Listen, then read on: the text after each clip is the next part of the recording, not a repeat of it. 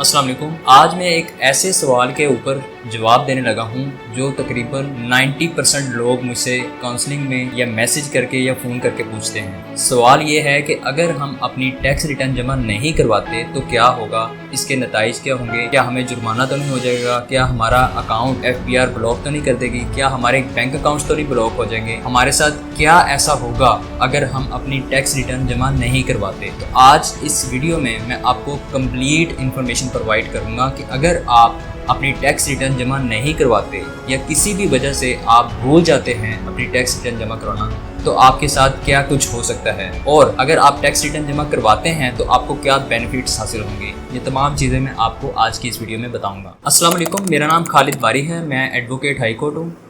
मेरी सर्विसेज लेने के लिए या सलाह मशवरा के लिए आप नीचे दिए गए व्हाट्सएप नंबर पर मैसेज करके रब्ता कर सकते हैं। पाकिस्तान में हर साल बहुत सारे लोग टैक्स रिटर्न जमा करवाना भूल जाते हैं, या तो लेक ऑफ अवेयरनेस की वजह से, या वो ये समझते हैं कि शायद इस तरह हमारा डाटा FBR तक पहुंचता है तो हम अपनी टैक्स रिटर्न जमा नहीं करवाएंगे तो FBR के पास हमारा डाटा नहीं जाएगा। लेकिन ऐसा बिल्कुल भी नहीं है। FBR के पास जो आपका डाटा होता है वो तो कंटिन्यूसली जाता ही है, पहुँचता ही है, लेकिन अगर आप अपनी रिटर्न नहीं जमा करवाते तो उसके आपको नताइज भुगतना पड़ते हैं, नुकसानात होते हैं। सबसे पहली चीज़ समझना ये ज़रूरी है कि इनकम टैक्स ऑर्डिनेंस 2001 के मुताबिक अगर आपकी इनकम टैक्सेबल है और आप अपनी टैक्स रिटर्न जमा नहीं करवाते, चाहे आपकी इनकम सैलरी पर्सन है आप, चाहे आपकी इनकम बिजनेस से आती है, चाहे आपने रेंट प्रॉपर्टी दी हुई है उससे आप रेंट लेके अपनी इनकम जनरेट कर रहे हैं, किसी भी तरीक़ा से अगर आपकी इनकम आ रही है और उस पर टैक्स एप्लीकेबल होता है, तो उसके बावजूद आप अपनी इनकम टैक्स रिटर्न नहीं जमा करवाते तो ये कानूनी जुर्म है जिसकी आपको सज़ा मिलेगी, जिसका आपको जुर्माना होगा। यहाँ पे कुछ लोग ऐसे भी हैं जो इसलिए टैक्स रिटर्न नहीं जमा करवाते, वो ये समझते हैं कि हमारा जो टैक्स है वो ऑलरेडी डिडक्ट हो रहा है। मिसाल के तौर पे अगर कोई सैलरी पर्सन है तो कंपनी या हुकूमत जो उसको सैलरी देती है उसमें से टैक्स डिडक्ट कर लेती है, तो वो ये समझते हैं कि हमारा टैक्स ऑलरेडी डिडक्ट हो रहा है तो हमें टैक्स रिटर्न फाइल करने की ज़रूरत नहीं है। तो ये भी एक गलत सोच है, क्योंकि टैक्स रिटर्न जमा करवाना और टैक्स डिडक्ट करवाना ये दोनों अलग चीज़ें हैं। अगर आपका टैक्स डिडक्ट हो भी रहा है तब भी आपने अपनी टैक्स रिटर्न फाइल करनी है।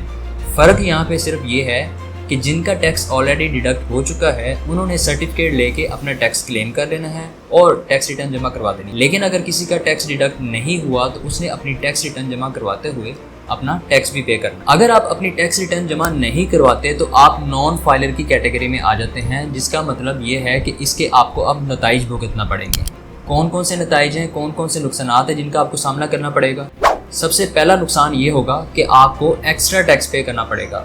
मिसाल के तौर पर अगर आप बैंक से या ATM से पैसे निकालते हैं तो उस पर आपको फाइलर की निस्बत ज़्यादा टैक्स पे करना पड़ता है, या आप अगर गाड़ी परचेज़ करते हैं तो उस पर आपको ज़्यादा टैक्स पे करना पड़ेगा, या आप प्रॉपर्टी की सेल परचेज़ करते हैं तो वहाँ पे भी आपको ज़्यादा टैक्स पे करना पड़ेगा। दूसरा इसमें नुकसान ये है कि section 182 of income tax ordinance के मुताबिक अगर आप अपनी टैक्स रिटर्न जमा नहीं करवाते तो आप पे जुर्माना लगाया जा सकता है। जुर्माने में जो रकम है वो 20,000 से शुरू होती है और 50,000 से और 1,65,000 तक जाती है। इसमें आपको कोई भी जुर्माना लगाया जा सकता है। इसमें ज़्यादातर जो लोग हैं उनको 20,000 भी लगा देती है FBR, 50,000 भी लगा देती है और कई केसेस में ज़्यादा भी लगता है। एक बात नोट करिएगा कि ये जो पेनल्टीज़ आप पे लगती हैं, ये जो जुर्माना आप पे लगता है, ये सिस्टम जनरेटेड होता है, जिसका मतलब ये है कि इसके लगने के बाद आपको सिर्फ टैक्स पे करके ही जान छूटेगी, या आप अपील में जा सकते हैं, लेकिन अपील में जाने के फिर आपके अपने एक अलहदा से अखराजात होंगे। तीसरा नुकसान ये है कि FBR आपको नोटिस भेजेगा जिसमें वो आपसे जवाब तलब करेगा कि आपने अपनी टैक्स रिटर्न जमा क्यों नहीं करवाई। तो अगर आप अपनी tax return with in a prescribe time, जो टाइम उसने आपको दिया है उसमें जमा करवा देंगे तो फिर तो कोई इशू नहीं। लेकिन अगर आप टैक्स रिटर्न जमा नहीं करवाएंगे तो फिर वो अपनी तरफ से असेसमेंट करके आपके ऊपर टैक्स लगा देगा और आपके ऊपर जुर्माना लगा देगा, जिसको बेस्ट जजमेंट असेसमेंट बोलते हैं। चौथा जो सबसे बड़ा नुकसान ये भी आपको हो सकता है कि अगर आप टैक्स रिटर्न नहीं जमा करवाते और आपको नोटिस भेजा जाता है, आप उसका जवाब भी नहीं देते, तो इसके नतीजे में आपका नाम ECL यानी कि एग्जिट कंट्रोल लिस्ट में भी डाला जा सकता है। ये तब होता है जब आपके ऊपर बहुत ज़्यादा टैक्स पेएबल होता है और आपने वो पे नहीं किया होता, तो उस सूरत में आपका नाम हुकूमत या FBR ECL में डाल सकती है, जिसके बाद आप मुल्क से बाहर नहीं जा सकते। आप अगर बाहर जाने की कोशिश करते हैं तो आपको एयरपोर्ट पे FIA रोक लेगी और अरेस्ट भी किया जा सकता है। तो आपकी जान तब छूटेगी जब आपने टैक्स रिटर्न जमा करवानी है, वो आप जमा करवाएंगे और उसमें जो आपका टैक्स बनता है पे करने वाला, वो जब तक आप पे नहीं करेंगे तब तक आपकी जान नहीं छूटेगी। पांचवा इसमें नुकसान ये भी है कि आपको लोन लेने में मुश्किलात पेश आएंगी, आपको लोन नहीं मिलेगा बैंक से, या आपको जो हुकूमत के टेंडर्स आते हैं वो नहीं मिलेंगे। वो आपको तभी मिलेंगे जब आप अपनी एनुअल टैक्स रिटर्न जमा करवाते रहेंगे। और इवन कि अगर आपने कोई लोन ले रखा है तो वो भी आपका कैंसिल हो सकता है अगर आपने टैक्स रिटर्न जमा ना करवाई तो। अब आते हैं ओवरसीज़ की तरफ। ओवरसीज़ लोग मुझसे बहुत पूछते हैं कि क्या हमें रिटर्न जमा करवाने की ज़रूरत है या नहीं।